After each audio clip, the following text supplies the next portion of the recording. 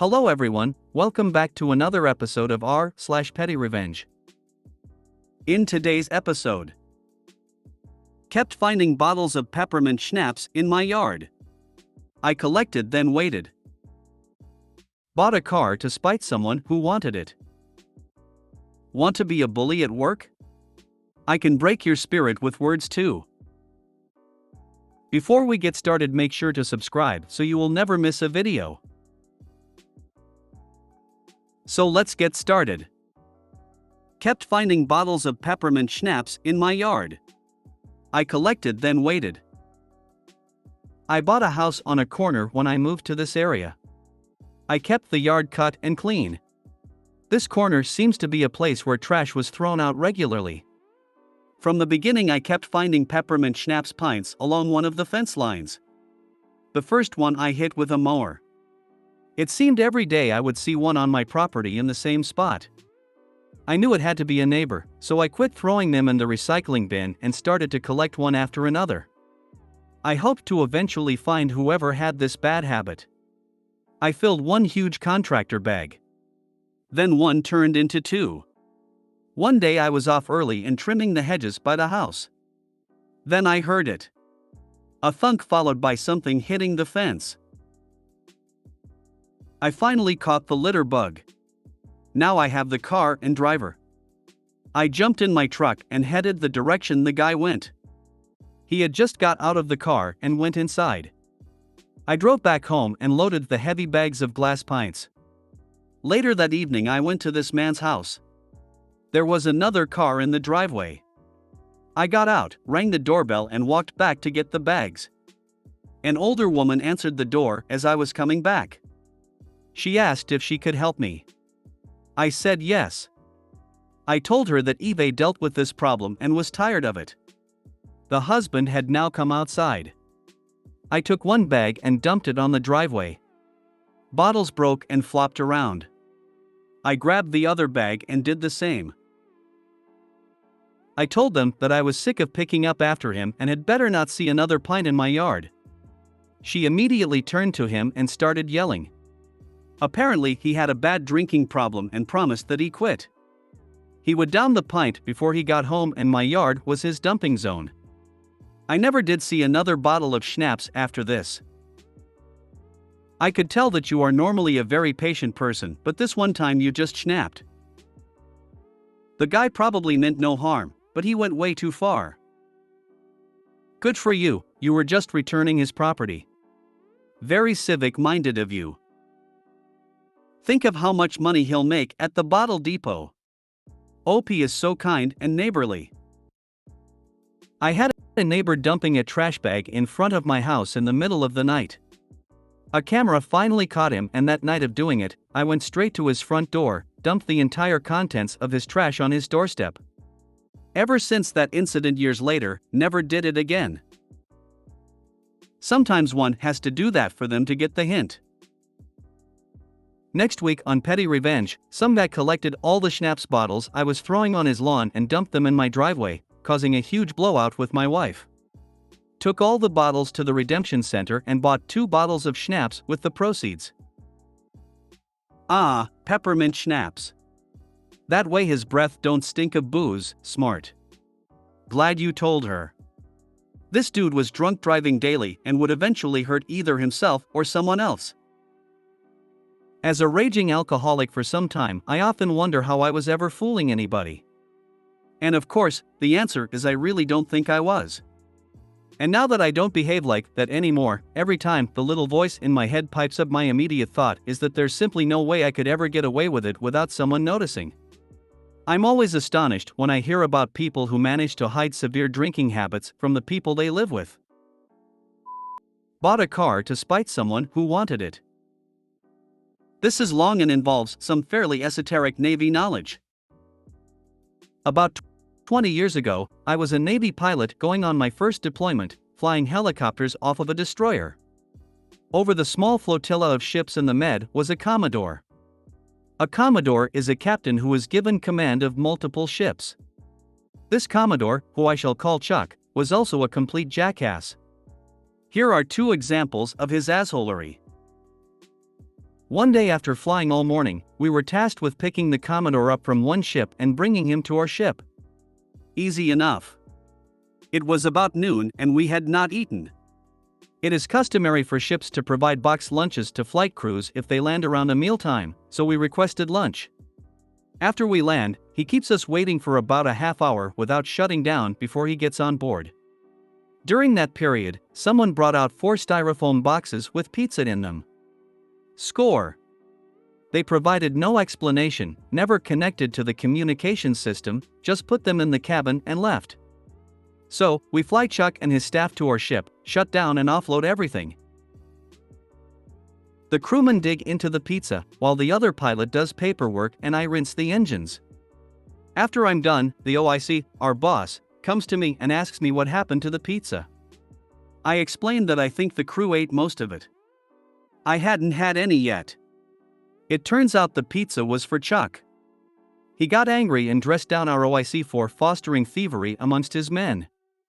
I'm talking stand at attention and get screened out dressing down. We of course tried to explain and apologize, to no avail. Chuck refused to be consoled. So, the next time we flew into Suda Bay, we ordered a no-shit real pizza from an actual pizza joint and brought it to him. He was not grateful. Didn't even say thank you. Next assholery, I brought with me on the cruise, a 3-man slingshot. One day during maneuvering drills, ship drivers doing silly formation things with their big boats, I and some of the guys break out the slingshot on the flight deck and start launching water balloons at the ship closest to us. We launched several and only succeeded in hitting it once, low near the waterline. I'm talking an actual US Navy warship, a DDG guided missile destroyer. It got hit by one water balloon. Once again, our OIC got yelled at because his men were endangering the lives of everyone on board his ship. I felt bad for getting our OIC in trouble, but seriously. What a dick. Anyway, before we left on that cruise I had put on order a Nissan 350Z. It was the first year they were out. They came out in year model 2003, but this was in early 2002. So, mine is on order. After we get back from cruise, I get a call from the Nissan dealership saying they had a shipment in of 350Zs. None of them matched my order specs exactly, but I was welcome to come down and see if any of them would be acceptable, and if so, I could have one of them immediately instead of waiting. So I head down to the dealership and the sales rep I've been talking to meets me and takes me to one of the cars on the floor inside that is close to my order. Everything but the color. I ordered silver and this one is maroon, but everything else is the same. And who is standing there drooling over it? Chuck. I don't think he recognized me. I was a relative peon compared to his worshipfulness and I was wearing civilian clothes. Nice car. I say to Chuck. Yeah, this is a beauty, he replies. It's exactly everything I want. I'm going to buy this one. I nod thoughtfully and then wave over my sales guy. I'll take it. Let's go sign papers, I say. I smile at Chuck and take pleasure in his look of slack disbelief as the salesman slides a little sign that says sold under the wiper and I go take care of the transaction. It was petty, but it felt good. Screw you, Chuck. That was a fresh slice of vengeance. I bet it drove him crazy. I'd never tire of hearing about it. Asking the real question, was the pizza good? And great revenge. You would have to ask the crewman. I didn't get any pizza. But it was probably shit pizza. Ship pizza was kinda like school pizza. But cold. Chuck seems like a lot of remps I served under back in the day, always ready to stick it to the guys under their command but never stand up for those they lead. I had a care of it brag in '83 he got his bars in Vietnam and was a part of 7th Group. He came over to take his first command at 325th 82nd Division and he was a soldier's care of He wore the ruck and humped the boonas and hit the trenches and even bivouac with us in shelter halves. He trained hard, fought hard and played hard, but others were just like Chuck and they walk over people to get ahead. I am glad you did what you did, and sorry to hear he ran over you and your team. Thank you for your service. I read about a book someone wrote about catering to Vegas high rollers. Eccentrics who got what they wanted because they were willing to lose huge sums. Some other high roller won some bet and wanted to celebrate, so the loser ordered all the champagne in the hotel. Want to be a bully at work? I can break your spirit with words too. TW, eating disorder / implication of SA. When I was in college, roughly 20 years ago, I worked as a server. This girl I worked with decided it was a good idea to cut me down verbally, constantly. I was just a college kid trying to pay my bills and wanted to be left alone. I don't remember if I went to management or not likely though, because she was a favorite staff member, and I was still navigating working environments, etc. Also because the first serving job I had, management threatened to suspend me when I reported being sexually harassed. I ended up quitting that job. I was wary of reporting anything to management after that. I'd go home exhausted and angry, but mainly hurt. I cried daily. I was miserable. I had an eating disorder at the time. I was super skinny, so there was always something said about my weight or looks, etc. And why I wasn't good at my job and able to get good tips.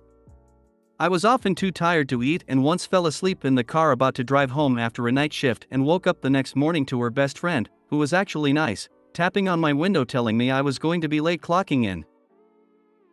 One day I had enough of the verbal punches. I reached a breaking point with this bully. I lost it. I told her off. Here's the TW part. I told her that the only reason she felt it appropriate to bully me was because she was a sad and miserable person. She projected her insecurities onto me because she couldn't get over the fact that her daddy ked her when she hit puberty, while her mother simultaneously hated and resented her for getting the love and attention from her husband that she wanted and wasn't getting. I admit that looking back, it was unnecessarily cruel. I didn't see her for the rest of my shift. Her best friend came to me and asked what I had said. I told her what I said and why. Apparently, there was some truth to what I had said. She was crying in the bathroom for over 2 hours and didn't come out. I'm surprised I didn't get in trouble with management, but she sure left me the hell alone after that. I hate being cruel, but I'm talented at finding a nerve and pressing it back with a vengeance when mine gets pushed hard enough. Yo, you came to a gunfight with a thermonuclear bomb. Nah, that was a Tsar bomb. As the saying goes, don't start no shit, won't be no shit. She dished it out but couldn't take it. Nothing like putting a bully in their place. Well done. It seems you have some ability reading people. Please, like the Force, use it for good or just to defend yourself or those weaker. Never follow the path of the dark side. If you made it to the end of the video, thanks for watching. Don't forget to like, subscribe and share, and we will see you in the next video.